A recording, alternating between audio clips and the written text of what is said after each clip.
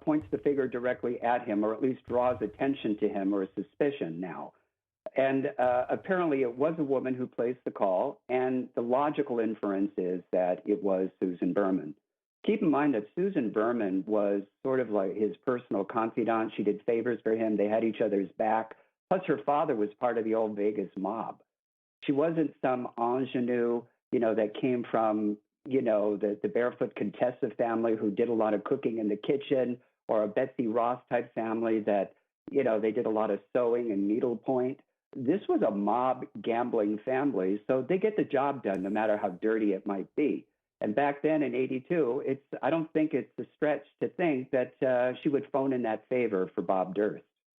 Yeah, I mean, does it seem sloppy to you? I mean, it worked for quite some time. As you heard there, John Lewin, the prosecutor, said this was a real problem for New York, because at that point, Kathy was already supposed to be deceased.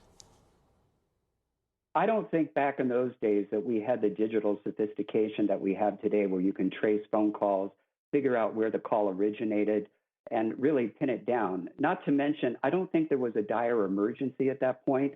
All you have is a lady calling in saying she's not feeling well and she's not going to be there. I don't think a red flag went up to say, oh my God, we need to call the police. We need to call out the National Guard.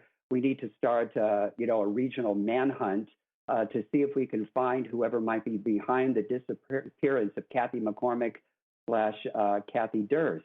So at the time, it seemed pretty benign and innocuous. It's not till decades later that it's now in the headlines. Yeah, I mean, it's fascinating. That's going to be a key. And why do you think this is coming in now in this trial, in the case of Susan Berman? Why is this coming up now? Well, I mean, I don't know directly or the exact reason, but my hunch is they're trying to establish the relationship between Robert Durst and Susan Berman.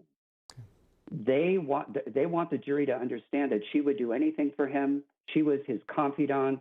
She would do some of the dirty work and make these types of phone calls.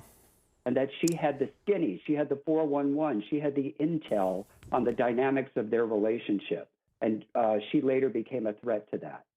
All right, well, we're going to take a quick break, but much more on the trial of Robert Durst when we come right back.